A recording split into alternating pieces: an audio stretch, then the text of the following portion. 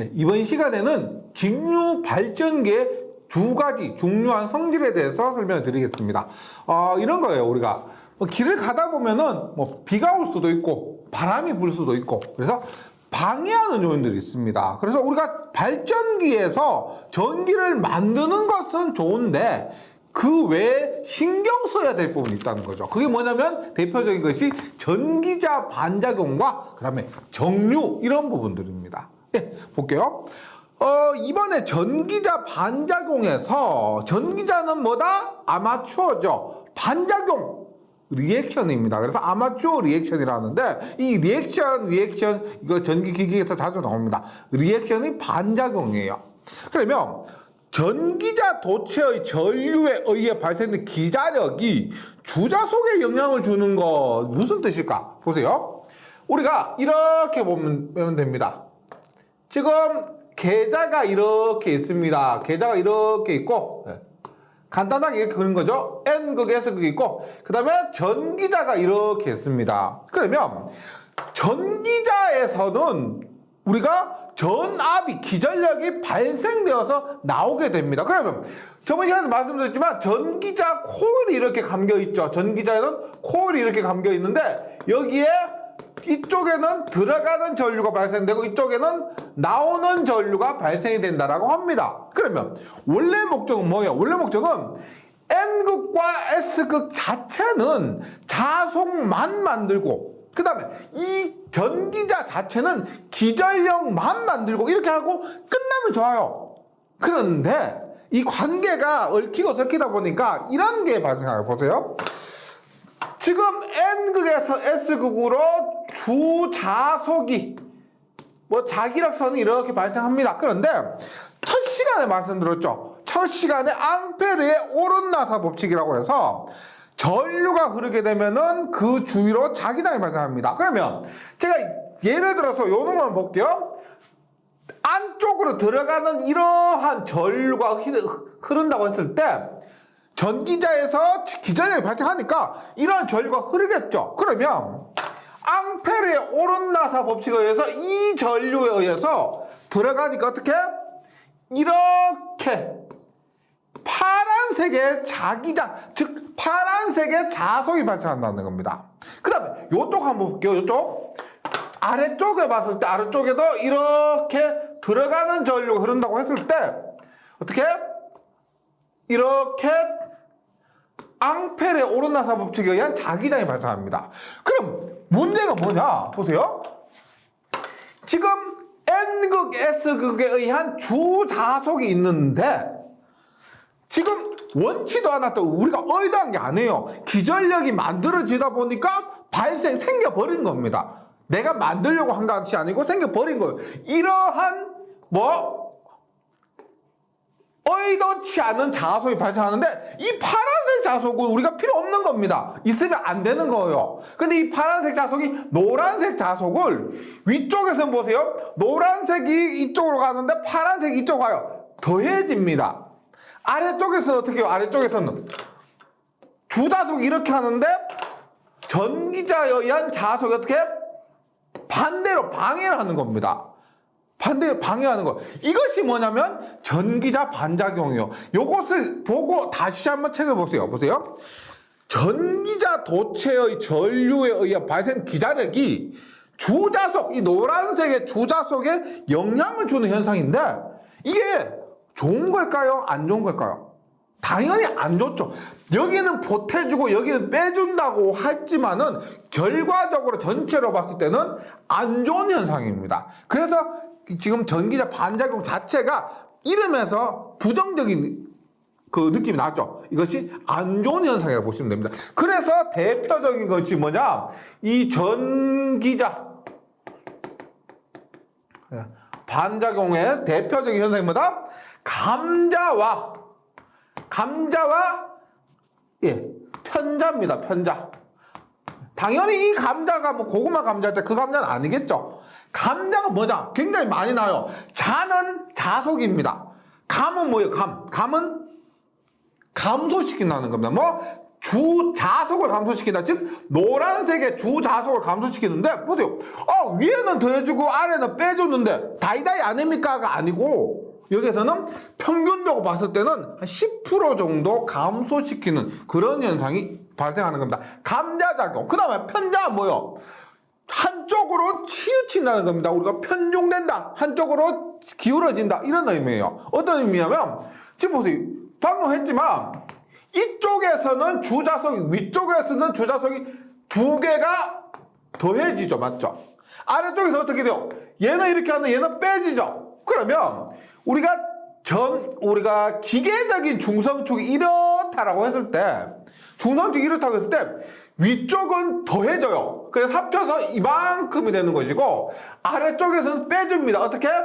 이렇게 가는 겁니다. 그래서 결론적으로 기계적인 중성축이 이렇다고 했을 때 전기적인 중성축이 이렇게 세타만큼 기울어진다는 겁니다. 이것이 편자예요. 편자. 예. 요거까지 해주시면은 웬만하면은 교재 내용 이해가 되실 겁니다. 보세요. 첫 번째 영향입니다.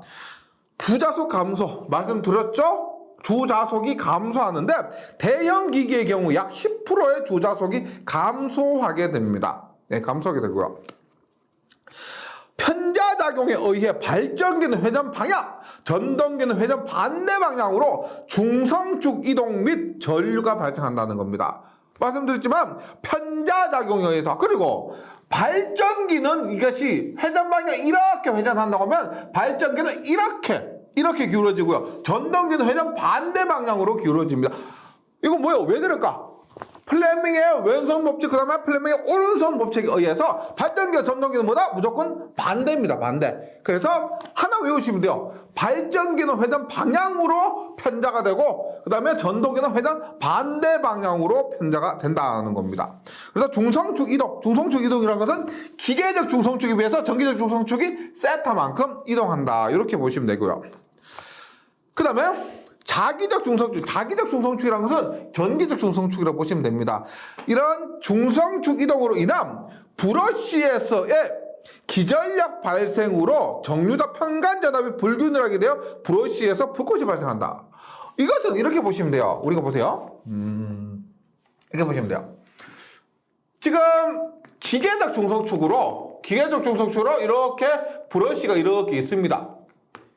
딱 기계적 중성축으로 이렇게 있는데 우리가 전기자 반작용 때문에 이만큼 세타만큼 기울어지는 거죠. 그런데 우리가 브러쉬는 이렇게 여기 위치하고 있는데 전기적 중성축이 이렇게 이동했다는 겁니다. 예를 들어 이렇게 보시면 돼요. 얘가 이렇게 딱 맞아야 되는데 이렇게 막말로 삑사리가 나는 거, 삑사리. 이렇게 때문에 이런 것들에 의해서 불꽃이 발생한다. 이렇게 보시면 되고요. 그 다음에 또 하나, 우리가 위쪽 같은 경우는 자석이 같은 방향이죠. 그러면 자석이 커지고요. 아래쪽 같은 경우 자석이 작아집니다. 앞 시간에 뭐라고 했냐면 기전력 E는 K 파이 N이라고 했는데 자석이 크면은 기전력이 크고 자석이 작으면은 기전력이 작습니다. 그러면 당연히 자석이 많은 쪽은 기전력이 크고 자석이 적은 쪽은 기전력이 작다는 거죠. 그러면 그 큰 쪽은 국부적으로 큰 전압이 발생합니다. 큰 전압이 발생하면 불꽃이 발생한다. 이렇게도 이해해 주시면 되겠습니다. 하여튼 전기자 반작용에 의해서 브러쉬에 불꽃이 발생한다는 겁니다. 이게 맞지 않는 이런 것 원인도 있고 자석에 의해서도 발생한다. 그리고 이런 것이 정류 불량의 원인이 되는데 그 크기를 우리가 전기자 반작용이 만드는 기자력의 크기를 두 가지로 나눌 수가 있습니다. 뭐다? 감자 기자력과 교차 기자력이요. 감자 기자력을 우리가 직축 기자력이라고도 합니다. 감자 기자력을 직축 기자력이라고 하는 거예요. 이것이 어떻게 되느냐면 보세요. 이 유도과정까지 하기는 너무 어렵습니다. 유도과정까지는 너무 복잡하고요. 공식 결과만 기억해 주시면 되는데 이렇게 보시면 돼요. 우리가 이렇게 있다고 했을 때 이만큼 기울어졌습니다. 보세요. 이렇게.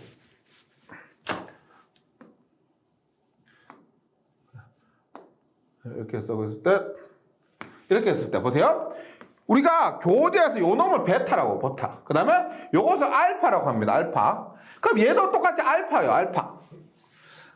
베타 플러스 2알파는 얼마요? 베타 플러스 2알파는 얼마? 180도 파이죠. 그래서 이 중에서 보세요. 감자 기자력을 약원은 뭐 시험에서라면 주어질 겁니다. 감자 기자력을 우리가 ATD라고 합니다. ATD는 EAP분의 ZIA죠. EAP분의 ZIA에 얼마?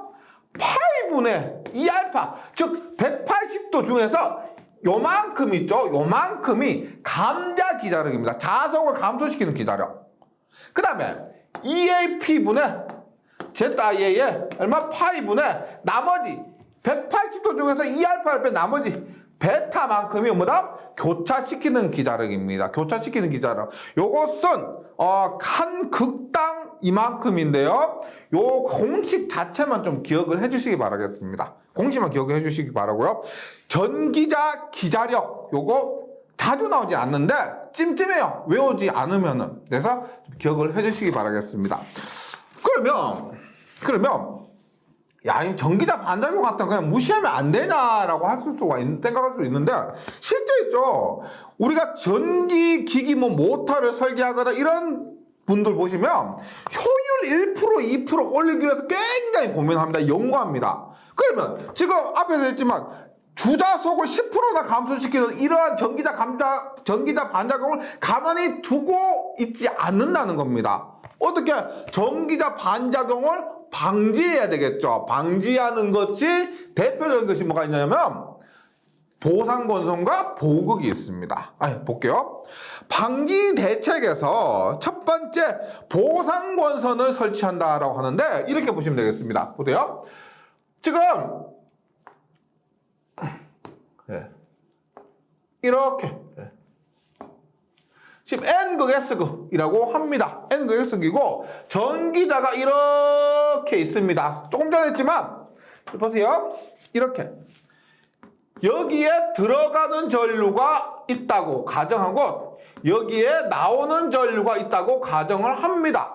그러면 얘가 쓸데없는 자속을 발생시키기 때문에 보상을 해줘야 되는 거예요. 그것이 보상건선입니다. 그러면 어떤 방법으로 보상해 주느냐? 자극에 극이 있죠. 극에 구멍을 뚫습니다. 예를 들어서 얘가 들어가는 전류가 발생합니다. 그러면 얘를 보상하기 위해서 나가는 전류를 이쪽에 만들어줘요. 여기 어떻게 나오는 전류가 여기는 들어가는 전류를 만들어줍니다. 이것이 뭐냐? 파란색이 보상건선이에요. 즉 전기자 반작용이 이 극부분에서 발생을 하기 때문에 우리가 전기자에 의한 전류의 반대 방향의 전류를 자극에 설치하는 겁니다. 그러면은 보상이 되는 거예요. 볼게요. 전기자 전류에 의해 생긴 자석을 상쇄하는 것이 목적이기 때문에 이게 계자극이죠. 그게 홈을 파고 구멍을 뚫고 권선을 감아서 전기자와 직렬로 연결해서 반대 방향의 전류를 흘려줍니다. 직렬로 지금 여기에서 했죠? 이것도 그대로 이렇게 가는 겁니다. 그 다음에 이렇게 이것들을 직렬로 연결해 주는 겁니다. 그 다음에 중요한 건 뭐다? 반대 방향의 전류를 흘려준다. 요거 중요하고요. 그 다음에 보극입니다. 보극은 뭐냐면 보조극이라고 보시면 돼요. 보조극. 보세요. 우리가 이쪽에서는 극방향에서는 보상건선이 할 수가 있습니다. 그런데 지금 요 부분 있죠. 요 부분. 극에서 할 수 없는 것. 이것은 우리가 보상건선이 아닌 보극으로 해결한다는 겁니다. 그래서 S극, N극이라서 보극으로. 즉 극에서는 보상건선이 전기자 반작용을 해결해주고 그 다음에 얘 뭐예요? 중성축이라고 그러죠. 중성축 부분 이것은 우리가 보극이 해결해 줍니다. 근데 보시면 지금 대자극이 보극보다 요 중성축보다 굉장히 크죠. 그래서 제가 수치를 따진다면은 보통 여기가 한 80%, 약 20%. 그래서 전기자 반작용에 더 효과적인 것은 보상권선입니다. 만약에 문제에 이렇게 나올 수가 있습니다. 다음 중 전기자 반작용을 방지하기 위해서 설치해야 되는 것은 1번 보상권선, 2번 보극이 있다면은 보극이 있다 하더라도 영향이 보상권선이 더 크다는 겁니다. 그래서 답을 보상권선으로 선택을 해야 된다. 이렇게 말씀드립니다. 이렇게 하고요. 그래서 보극은 뭐냐? 전기자 반작용에 의해서 중성 축부근에 자속을 상쇄시킬 수 없기 때문에 별도의 자극, 보조극입니다. 설치해서 중성축부근의 전기자 반작용을 상쇄시키는 목적이다. 이렇게 기억을 해주시고요. 그래서 그 다음에 또 하나 뭐가 있냐면 전기자 반작용에 의해서 축이 이동한다 그랬죠. 축이 뭐라고 했냐면 이렇게 우리가 요 위치로 올 거다라 생각하고 우리가 여기에 브러쉬를 이렇게 설치해 놓는 겁니다. 근데 야 전기자 반작용 발생하면 이거 어차피 기울어질 건데 우리가 이만큼 길어지면 브러쉬를 처음부터 이 위치에 옮겨 놓는 겁니다. 기계적인 중성축에 브러쉬를 두는 것이 아니고 우리가 전기자 반작용이 발생할 것을 예상해서 이만큼 기울어진 위치에 브러쉬를 놓는다. 이렇게 보시면 돼요. 그래서 브러쉬 위치를 전기적 중성점으로 이동한다. 얘는 기계적 중성점이라고 그랬어요. 기계적 중성점이 아닌 전기적 중성점을 이동시켜 놓는데 발전기는 회전 방향, 전동기는 회전 반대 방향. 이것도 똑같아요. 앞에서 말씀드린 거. 플레밍의 왼손 오른손이 반대이기 때문에 이것도 발전기가 회전 방향, 전동기는 회전 반대 방향입니다. 그 다음에 교대 그림을 한번 보시면 모든 권선들이 직렬로 연결되어 있습니다. 보세요. 지금 교재 보시면 전기자에서 전기를 만들었죠. 이것이 보상권선, 이쪽 보상권선과 딱 이쪽 보상권선 갔어요. 거기에 또 어떻게 보극으로 가는 겁니다. 즉 전기자 권선과 보상권선과 보극에 전원을 공급해야 되는데 그 전원 공급한 것이 모두 직렬로 연결되어 있다. 이렇게 보시면 되겠습니다. 모두 직렬로 연결되어 있는 것도 참고해 주시고 이런 것들이 제가 처음에 말씀드렸지만 전기기기가 말 문제가 조금 어렵게 나오는 경우가 있다 그랬죠. 이런 것들 제가 수업하면서 한 번씩 던지는 이런 멘트들 있죠. 이런 말들이 말 문제로 나오는 겁니다. 직렬로 연결되어 있냐 병렬로 연결되어 있냐. 직렬입니다. 우리가 발전기는 회전 방향으로 옮기느냐 반대 방향으로 옮기느냐 회전 방향, 전동기는 회전 반대 방향 이런 것들을 좀 꼼꼼하게 정리를 해주시면 도움이 될 겁니다. 그 다음에 정류입니다. 정류. 예, 정류. 우리가 다른 기기들과 다르게 직류기는 정류란 과정을 거쳐야 됩니다. 왜? 우리가 직류 발전기에서 플레밍의 오른손 법칙에 의해서 만들어진 전기는 교류입니다. 그러면 이 교류를 직류기니까 정류자를 통해서 직류로 만드는 과정이 따로 필요하다. 그래서 정류를 공부를 해야 됩니다. 그런데 정류를 하기 위해서는 우리가 정류자라는 걸 거치는데요. 이렇게 한번 보시면 되겠습니다. 정류자 구조가 이렇게 보세요. 이게 정류자는 정류자 편으로 이루어져 있어요. 원래 이렇게 돼요. 원래 이렇게 동그랗겠죠? 동그란데 여기 중간에 축이고요. 그 다음에 이것들이 이렇게 되어 있습니다. 이렇게.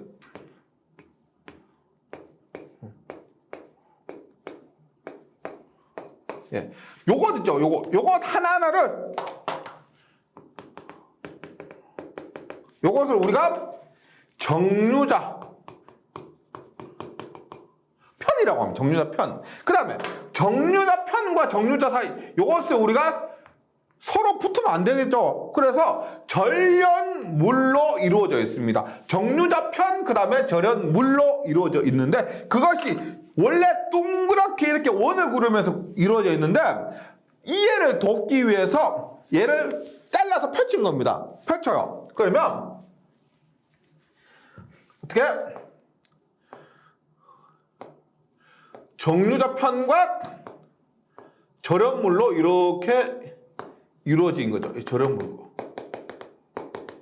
그 다음에 정류자편과 뭐가 붙어 있다 그랬어요? 정류자편과 브러쉬가 이렇게 붙어 있다 그랬죠. 브러쉬. 뭐? 이것이 브러쉬입니다. 그러면 정류자편에 브러쉬가 딱 붙어서 얘가 정류자편을 회전하면 브러쉬에서 외부로 전기를 끄집어내는 겁니다. 끄집어내는데 우리가 여기에서 할 건 뭐냐면 정류를 할 때 정류 시간을 보는 거예요. 정류 시간, 그 다음에 정류 속도 이런 것들에 대해서 봅니다. 보세요. 우리가 정류를 할 때 예를 들어 2번 칸 있죠. 이 칸은 우리가 이렇게 플러스입니다. 플러스. 그 다음에 이 칸은 있죠. 그 다음 칸은 어떻게 되냐? 그 다음 칸은 어떻게? 이렇게 마이너스예요. 마이너스. 그 다음에 이 칸은 어떻게 되냐? 다시 플러스예요. 플러스. 그러면 우리가 이 칸에서 이 칸으로 넘어갈 때, 이 정류자편에서 이 정류자편으로 넘어갈 때 어떻게 되겠어요? 어떻게? 플러스에서 마이너스로 이렇게 넘어가겠죠. 그래서 플러스 마이너스 이렇게 된다고 하면 실제 플러스 마이너스 이런 식으로 반복이 되는 겁니다. 이것을 정류자하고 브러쉬의 작용에 의해서 정류자 브러쉬 작용에 의해서 이런 식으로 직류를 만들어 주는 거죠. 직류를 만들어 주는 겁니다. 그럼 우리가 여기에서 알아야 될 게 뭐냐면 보세요. 요 부분 있죠. 요 부분 플러스에서 마이너스로 넘어가는 요 시간을 우리가 뭐라고 하냐면 정류시간 TC라고 합니다. 정류시간 TC. 그 다음에 여기에 전류를 우리가 IC라 하고요. IC라면 여기에 전류는 마이너스 IC가 되겠죠. 위쪽은 플러스 IC, 아래쪽을 마이너스 IC라고 하는 겁니다. 그래서 요렇게 정류를 하면 요러한 현상이 나오는데 우리가 보세요. 정류 시간이라고 합니다. 그럼 시간 하기 전에 속도는 뭐예요? 속도는 시간분의 거리죠. 속도 시간분의 거리입니다. 그럼 요가 우리가 주변 속도라고 했을 때 시간은 뭐예요? 시간은 말씀드렸지만 정류하는 시간은 얼마 동안이나 TC가 되죠. TC. 그 다음에 거리인데 보세요. 실제로 정류하는 거리는 얼마냐면 요것의 간격을 우리가 델타라고 하고요. 브러쉬의 간격을 우리가 B라고 하면은 실제 정류하는 그 거리는 B만큼 전체가 아니고 B에서 절연물 간의 거리를 뺀 요 부분 있죠. 요만큼이 정류하는 거리가 되는 겁니다. 이게 뭐예요? 이게 얼마다? 요거 얼마요? B 마이너스 델타가 되는 거예요. B 마이너스 델타. 따라서 정류 시간 TC는 뭐다? VC분의 B 마이너스 델타. 요것도 공식으로 종종 출제가 됩니다. 그래서 정류 시간, 첫 번째 정류 시간 TC는 VC분의 B 마이너스 델타. 단위는 당연히 세커죠. 세커. 이렇게 기억해 주시고. 여기에서 기억하실 거는 이게 원래 제가 기계적인 그런 부분이라서 설명드리기가 좀 난해한 부분이 많습니다. 이런 부분은 제가 귀찮아서 이런 것도 아니고 더 깊게 들어갔을 때는 공부하시는 오히려 혼동이 있을 수가 있어요. 이런 것도 인터넷에 자료를 찾아보시면은 어렵지 않게 구할 수 있으니까 더 깊게 공부하시고 싶으신 분들은 스스로 한번 해주시고요. 아니면 시험을 위해서라면 여기까지만 하고 과감하게 넘어가셔도 되겠습니다. 요 공식은 기억을 해주시고요. 그 다음에 좀 전에 말씀드렸지만 정류를 하는데 보세요. 이렇게 요 부분은 우리가 요 시간은 정류 시간이라고 합니다. 그런데 요 부분을 우리가 확대를 해보니까 이렇게 보세요. 요 부분을 확대를 해보니까 어떤 경우는 이런 식으로 직선적으로 지금처럼 직선적으로 이렇게 정류가 될 때도 있습니다. 이것을 우리가 뭐라고 하냐면 직선 정류를 하고요. 가장 이상적으로 정류가 되는 거예요. 다른 방해 요인 없이 가장 이상적으로 절대. 그 다음에 요 부분이 곡선은 정연파 모양 그리면서 이런 식으로 되는 거. 요걸 뭐라고 하냐면 우리가 정연 정류라고 합니다. 정연 정류. 그런데 얘도 우리가 양호한 정류입니다. 문제 없어요. 이 정도만 정류가 돼도 상관이 없는 겁니다. 불꽃이 발생하지 않습니다. 그런데 이런 거 정류가 얘가 이런 식으로 이렇게 됩니다. 그럼 보세요. 얘를 우리가 뭐라고 하냐면 과정류라고 하는데 이 부분을 한번 보세요. 초반에 우리가 급격하게 변화하죠. 초반에 급격하게. 우리가 조금 이따가 나오지만 인덕턴스 콜에 의한 기전력은 LDT분의 DI인데 지금 전류가 시간적으로 급격하게 변합니다. 그럼 전류가 급격하게 변하면 전압이 굉장히 큰 전압이 발생해요. 이 큰 전압이 발생하면 이것 때문에 정류 초반에 불꽃이 발생하는 겁니다. 이게 안 좋은 거죠. 안 좋은 거. 후반에는 괜찮아요. 그 다음에 요렇게 된 거. 요렇게 된 거. 요건 보세요. 정류 초반에는 괜찮아요. 근데 정류 후반에 전류가 급격하게 변하죠. 이런 것을 우리가 부족 정류를 하고 이것도 뭐 정류 후반에 불꽃을 발생시키기 때문에 좋지 않은 겁니다. 예, 요것도 한번 기억해 주시고 그래서 여기 나오는 1번, 2번, 3번, 4번 직선 정류, 정현 정류, 과정류, 그 다음에 부족 정류에 대해서 특징과 모양을 또 정리를 해 주셔야 되겠습니다. 네, 여기까지 해 주시고요. 그 다음에 좀 방금 말씀드렸는데 이 정류에 있어서 가장 중요한 것은 뭐냐면 리액턴스 전압입니다. 리액턴스 전압. 이렇게 보세요. 그러니까 리액턴스 전압이라고 하던 EL이라고요. L은 DT분의 DI인데 이 공식 자체는 회로 이론에서도 나오고요. 원래 처음에는 전기 자기학에서 나옵니다. 어떤 공식이냐면 여기에 콜이 있어요. 콜에 흐르는 전류가 흐를 때 얘가 L 값입니다. L 값. 네, 콜이 L 값이에요. 그럼 여기 콜에 걸리는 전압은 L 곱하기 시간당 전류의 변화입니다. 시간당 전류가 얼마나 변했느냐에 따라서 리액턴스 전압이 결정이 되는데 당연히 이 전압이 크면 어떻게 되겠어요? 쓸데없는 전압이 발생하기 때문에 이 전압에 의해서 불꽃이 발생하고 정류가 잘 되지 않는다는 겁니다. 요 리액턴스 전압이 정류에 있어서 굉장히 큰 역할, 안 좋은 역할을 하는 거예요. 당연히 작을수록 좋아야 돼요. 얘는 무조건 작아야 되는 겁니다.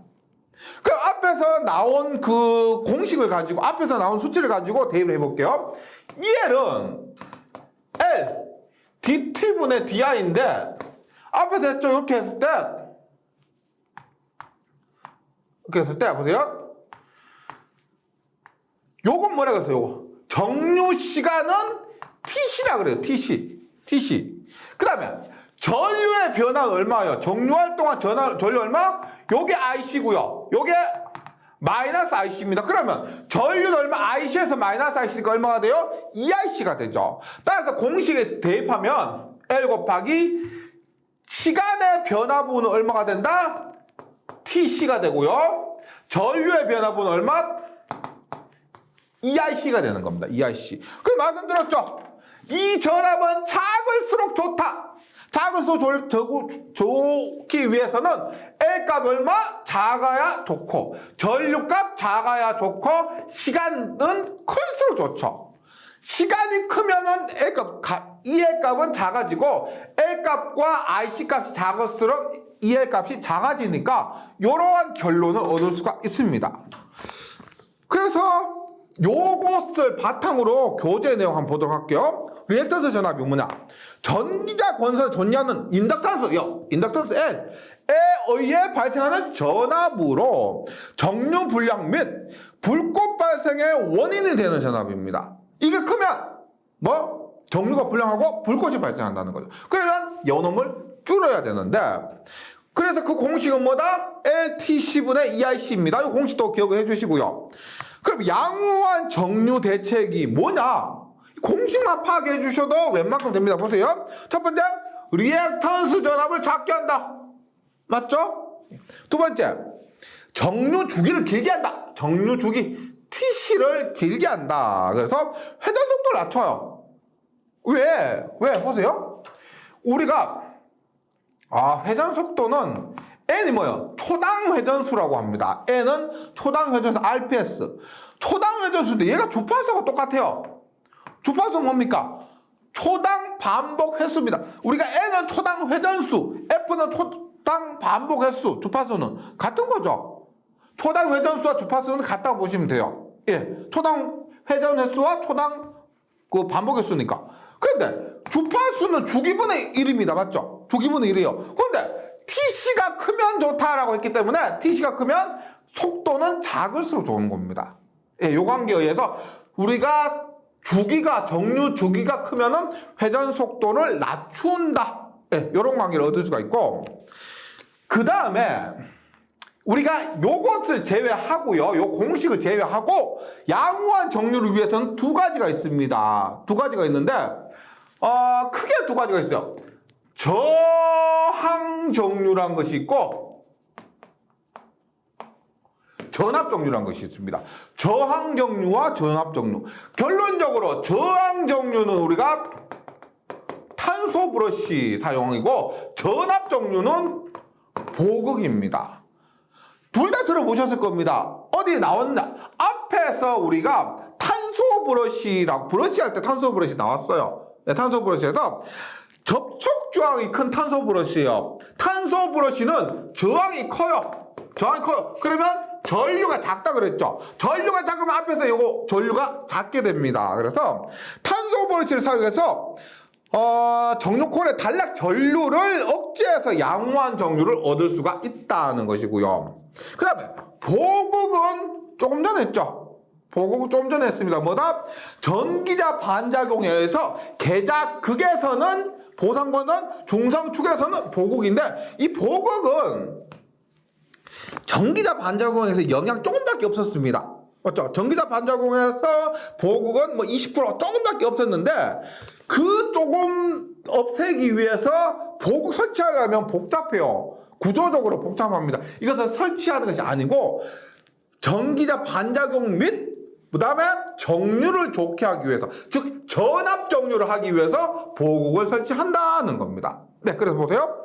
보극을 설치해서 정류 콜 내에 유기되는 리액턴트 전압과 반대 방향으로 정류 전압을 유기시켜 양호한 정류를 얻는 방법이에요. 네. 그러니까 그 리액턴스 전압이 발생하는데 보극을 통해서 반대 방향의 리액턴스 전압을 발생시킬 수가 있다는 겁니다. 그래서 정류에 좋은 것이고요.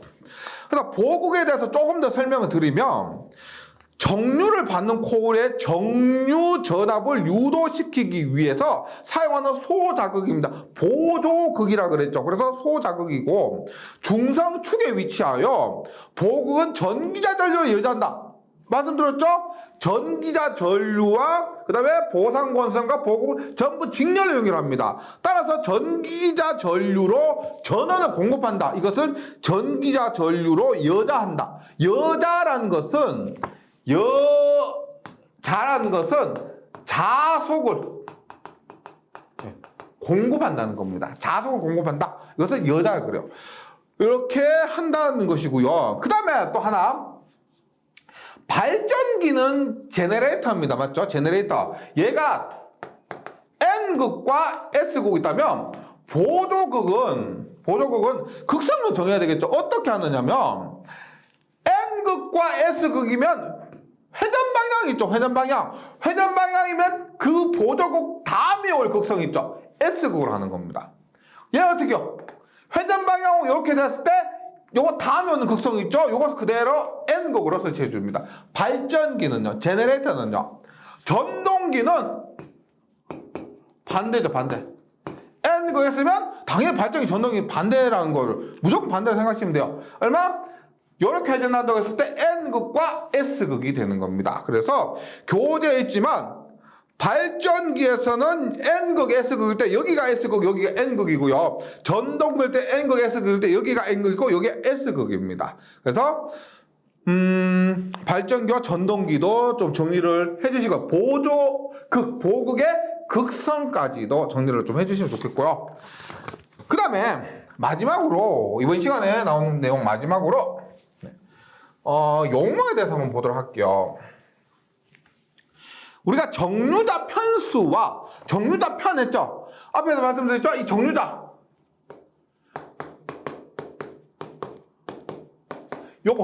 요것을 몇 개로 설치하느냐, 그 다음에 이 정류자 편 간에 이 사이에 전압이 얼마냐, 그것을 한번 구해보도록 할게요. 하기 위해서 용어를 조금 알아야 되는데 한번 보세요. 자, 전기자를 이렇게 그려. 간단하게 그릴게요. 간단하게. 원래 이만큼 간단한 거 없지만은